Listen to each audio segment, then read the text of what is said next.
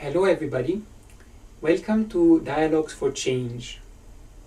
Life is not a void to be filled, it's a plenitude to be discovered. Today I would like to share with you some nice insights by Tom Porter, the Bear Clan elder of the Mohawk Nation, from the Iroquois Confederation.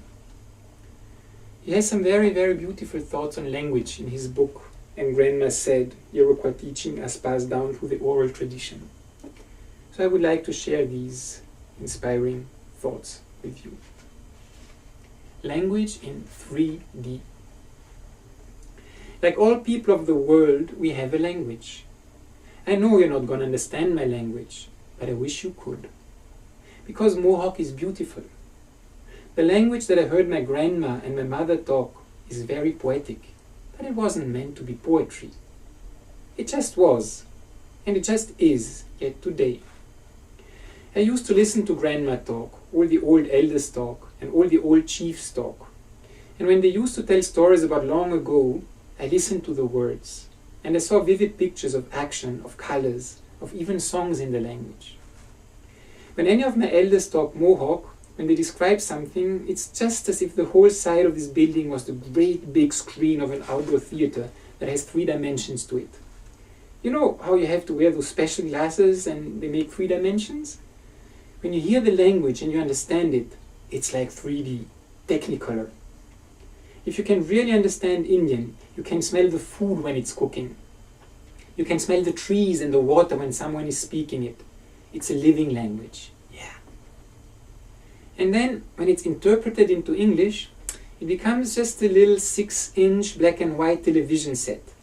English is just capitals, dark, and ends with a period. That's all. You know what I mean? That's the way it appears. Very not, living for me. Let me give you a few examples of what I mean. For instance, I will say, so now here it puts it in Mohawk. I don't read Mohawk, so I'll just skip that and I give this translation. In English, that is generally translated, this shirt I'm wearing is colored red.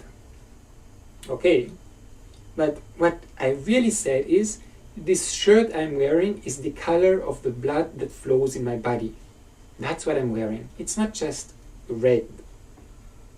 If I say my sister who sits over there, it says it in Mohawk, she's wearing a blouse or a shirt that is the color of the sky.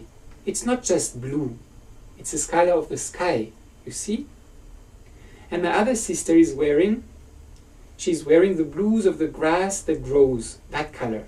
You can't just say green. There's no such thing as just green. It's got to be related to the grass. Another example I want to tell you is that one time I heard my old elders talking about something that everybody here is familiar with. And that's death. When somebody dies, you bury them. Well, in Mohawk, I listen to the old elders talk. And the phrase dead and buried seems very cold. It's kind of termination, the end. And it's not a very soothing kind. But let me tell you in Mohawk what we call that. We don't just say you bury somebody. This is what we say. It says in Mohawk.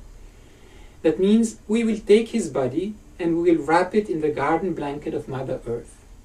You see? Very comforting. Very nice. It's not cold and ending. And that's what the Mohawk, Seneca, and Onondaga languages, the Ojibwa language, are about. They say on the other planet where that first woman came from, where we, the Iroquois people, the humans came from, that's a kind of language that they talk, the Mohawk language, Seneca, Onondaga. That's what we're told. That's why we're told never to forget how to speak that. And in fact, they say that the songs that they sing with the great feather bends are in the language that comes from that other place. And the reason why we use that language and we use that turtle rattle is to continue to bring life and miracles. I hope you enjoyed these very inspiring thoughts on language and dialogue and listening to different languages.